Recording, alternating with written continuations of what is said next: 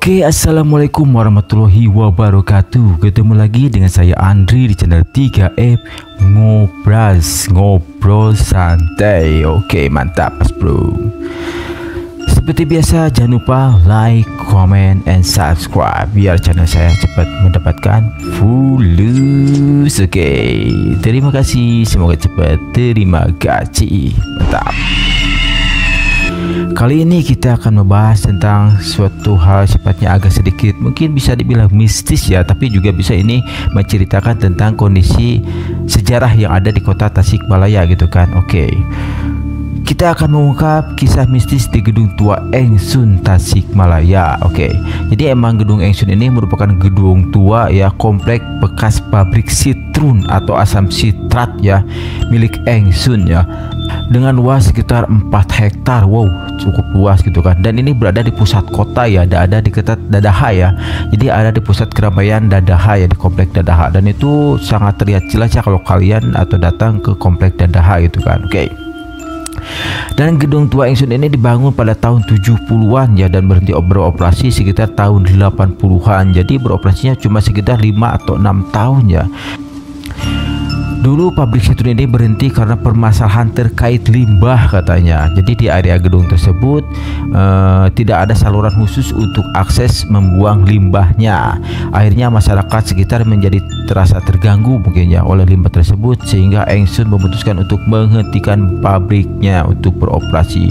Dan itu secara otomatis Engsun mengalami ya kerugian yang cukup besar ya, karena kan cuma dalam jangka berapa tahun beroperasi, sedangkan dia proses membangunnya kan cukup lama ya, dengan gedung yang cukup besar dengan luas yang sampai 4 hektar di sekitar situ ya. Jadi saya rasa mungkin terjadi kebangkrutan ya dalam pembangunan gedung ini gitu kan untuk Engsun. Oke. Mungkin kita bahas siapa sih pemilik dari Gedung Tua Engsun ya. Tadi kan Engsun, mungkin pasti namanya pemiliknya namanya Engsun, tapi kita lebih jelas lagi ya, siapa sih pemilik dari Gedung Tua Engsun ini. Oke. Jadi gedung tua ini dimiliki oleh seorang pengusaha keturunan Tionghoa ya, dan gedung tersebut mungkin sekarang bisa disebut angker ya, karena sudah kosong begitu lama gitu kan. Dan dikabarkan tempat ini banyak dihuni makhluk astral, dan sekarang sering dijadikan tempat untuk membuat konten para konten kreator untuk cerita mistis, khususnya pada malam hari tentu saja ya. Oke. Dan mungkin kita lihat juga kalau Anda datang ke sekitar gedung Engsun tersebut ya, selain tadi mungkin terlihat mistis, terlihat angker ya, dan kondisi sekarang gedung tersebut juga sudah tidak terawat, pasti sudah terawat ya, karena kan sudah sekitar, jadi mungkin bilang aja sekitar 50 tahunan sudah kosong terbengkalai itu kan.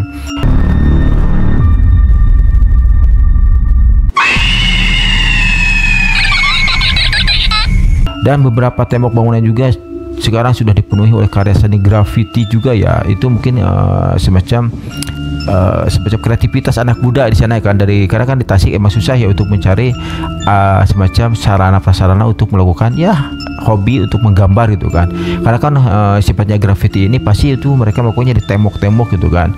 Dan kalau mereka melakukannya di pusat kota mungkin dilarang oleh yang punya toko ataupun oleh orang-orang yang sifatnya ya keamanan gitu, Pol PP, polisi, itu kayaknya tidak perbolehkan ya kalau tidak ada izin gitu kan. Jadi akhirnya mereka melampiaskan ya kreativitas mereka ya di Gedung Engsun ini ya. Jadi di situ banyak banget ya karya grafiti serta coretan vandalisme secara acak gitu kan. Dan itu mungkin sedikit ada sisi seninya sebenarnya, jadi tidak terlalu menakutkan kalau datangnya kita siang hari gitu kan. Oke. Dan mungkin ini sekarang kita bahas ke tentang masalah mistisnya gitu kan, dan merasakan pengalaman mereka yang pernah, karena di situ ada ya, ada semacam kelompok ya, kelompok mungkin bila dibilang pemulung ya, karena di situ rata-rata pemulung ya. Mereka membangun semacam gubuk-gubuk tua ya, di situ mungkin ada beberapa 3 atau 4 gitu kan. Dan disitulah awal mungkin cerita-cerita yang sering terdengar, sering terjadi, sering terlihat ya oleh mereka yang emang berada di sana gitu kan. Karena untuk mungkin secara normal ya tidak akan ada orang yang datang ke sana secara sengaja gitu kan. Kecuali orang-orang yang ada niat buruk, niat jelek, atau ada seperti tadi ya konten kreator seperti itulah gitu kan. Dan mungkin ini cerita dari pengalaman seseorang yang ya bilang aja pemulung ya, karena emang di situ ada ya pemulung beberapa gubuk yang tinggal di sana gitu kan. Dan di sana katanya mereka sering banget ya melihat sosok kakek tua, muka rata, ya kuntilanak katanya gitu kan. Dan mereka juga sering mendengar suara-suara ya mengerikan gitu kan. Tapi ya mereka kan karena faktor kebutuhan kebutuhan untuk menyambung hidup, karena kan mereka tidak punya tempat tinggal gitu kan. Jadi mereka terpaksa tinggal di sana di gubuk-gubuk dengan sederhana gitu kan. Tapi mereka juga tidak terlalu dalam ya, mungkin mereka di depannya atau semacam gerbang masuk ke gedung tersebut ya. Dan ada cerita dari salah satu penghuni ya, yang penghuni dari pemulung tadi katanya ada berita ada kematian dari salah satu gubuk ya, dari salah satu gubuk yang pemulung ya di sekitar situ. Akhirnya semuanya tidak lagi tinggal di sana karena sangat menakutkan sekali ya, karena setelah ada kejadian temannya meninggal di salah satu gubuk tanpa diketahui katanya. Jadi tahu-tahu itu temannya sudah meninggal mungkin beberapa waktu cukup lama gitu kan, berapa hari atau jam gitu kan, dan itu diketahuinya tidak langsung ketahui waktu dia meninggal ya, dan itu membuat ya teman-temannya akhirnya memutuskan untuk pergi dari tempat tersebut karena merasakan hal sifatnya mengerikan banget katanya. Suasana tidak enak, tidak nyaman karena kan terus teringat temannya meninggal itu kan. Oke. Mungkin sifatnya agak positif ya kalau siang ya, mungkin ya graffiti itu kan hal yang positif. Dan ada lagi katanya sih di siang hari ya, ini ada anak-anak muda juga melakukan semacam foto-foto untuk media sosial ya, karena kan emang di situ bisa dibilang instagramable gitu kan, karena mungkin gedung tua itu kan dengan ceritanya yang mungkin bisa dibilangnya mistis, pasti itu kan menjadi semacam tema yang menarik ya kalau mereka upload ke media sosial gitu kan. Dan banyak banget ya kalau sore dan siang itu mereka melakukan foto-foto sekedar untuk bahan media sosial mereka gitu kan. Tapi di malam hari ini akan berbeda cerita ya. Tapi katanya ada cerita dari masa ke sana kalau malam hari itu selain mistis ada hal yang sangat tidak bagus, tidak mengenakan dan mungkin tidak patut untuk dicontoh ya.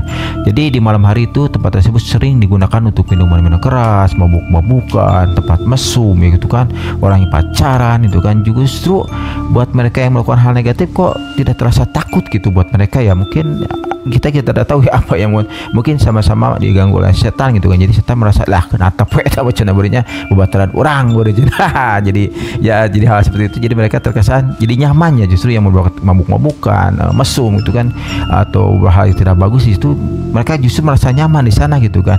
Justru orang-orang yang benar mungkin merasa lah siur, mungkin untuk konten kreator ya beda cerita, itu kan untuk bahan kontennya gitu kan. Tapi selain itu ya tadi saya bilang itu merupakan hal siapa tidak bagus ya. Saya rasa ya untuk Kota Tasik, pemerintah Kota Tasik khususnya ya benahilah, justru itu bisa menjadi semacam budaya atau semacam gedung bersejarah ya. Kalau bisa itu diperbaiki, dipertahankan, jadi mungkin dibuat lebih bagus, lebih menarik gitu kan. Jadi bisa menjadi destinasi wisata bagi masyarakat luar ya. Assalamualaikum warahmatullahi wabarakatuh. Sampai ketemu lagi, saya Andri di 3M Progress. Yaudah dah, bye bye, ciao.